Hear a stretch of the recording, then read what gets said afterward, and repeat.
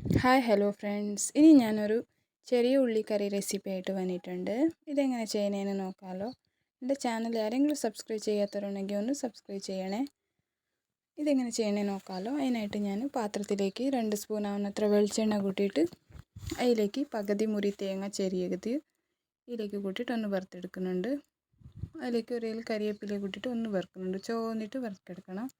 ഇതിപ്പോൾ ആയി കിട്ടിയിട്ടുണ്ട്. അതിലേക്ക് ഞാൻ ഫ്ലെയിം ഓഫാക്കിയിട്ട് 1.5 സ്പൂൺ ആവുന്നത്ര മല്ലിപ്പൊടി ഇങ്ങനെ വറുത്ത് പൊടിച്ചതാണ് ഞാനിത് വീട്ടിൽ, അത് 1.5 സ്പൂൺ കൂട്ടുന്നുണ്ട്. അതായിട്ടാകുമ്പോൾ 2 സ്പൂൺ ആവുന്നത്ര മുളക് പൊടി, ഇത് എരിവുള്ളതും എരിവില്ലാത്ത രണ്ടും മിക്സ് ആക്കിയിട്ടുള്ളത് 2 സ്പൂൺ കൂട്ടുന്നുണ്ട്. അധികം എരിവ് വേണമെങ്കിൽ അധികം കൂട്ടിക്കോളാം. ഇതൊന്ന് തണിഞ്ഞ് വരുമ്പോൾ അതൊന്ന് അരച്ചിട്ടെടുക്കുന്നുണ്ട് ഞാൻ. അതായിട്ടാകുമ്പോൾ ഞാൻ ചെറിയ ഉള്ളി ക്ലീനാക്കി കഴുകി വെച്ചിരുന്നു, അതൊന്ന് ചതച്ചിട്ടെടുക്കുന്നുണ്ട്. അതായിട്ടാകുമ്പോൾ പാത്രം ചൂടാകാൻ വെച്ചിട്ട് അതിലേക്ക് എണ്ണ കൂട്ടിയിട്ട് കടുകും കരിവേപ്പില ഉണക്കമുളകും ഇട്ടിട്ടൊന്ന് വറുത്തെടുക്കുന്നുണ്ട്.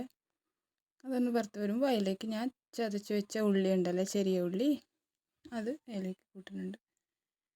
കൂട്ടിയിട്ട് ഒന്ന് വറുത്തെടുക്കുന്നുണ്ട്. അതൊന്ന് കുറച്ച് ഉപ്പും കൂട്ടിയിട്ട് ഉപ്പും കുറച്ച് മഞ്ഞൾ കൂട്ടുന്നുണ്ട്. ഞാൻ മഞ്ഞൾ കൂട്ടിയിട്ട് ഒന്ന് വറുത്തെടുക്കുന്നുണ്ട്. അതൊന്ന് വറുത്ത് വരുമ്പോൾ അതിലേക്ക് ഞാൻ 1 ഗ്ലാസ് ആവുന്നത്ര പുളിയുടെ വെള്ളം കൂട്ടുന്നുണ്ട്. പുളി നനച്ച് വെച്ചിരുന്നു, അതിൻ്റെ വെള്ളം.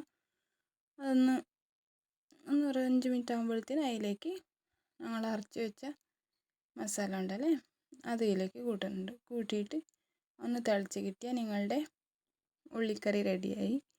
അപ്പത്തിൻ്റെ കൂടെ ചോറിൻ്റെ കൂടെ എല്ലാം നല്ല ടേസ്റ്റ് ഉണ്ടാവും. എല്ലാവരും ട്രൈ ചെയ്ത് നോക്കി. Thank you.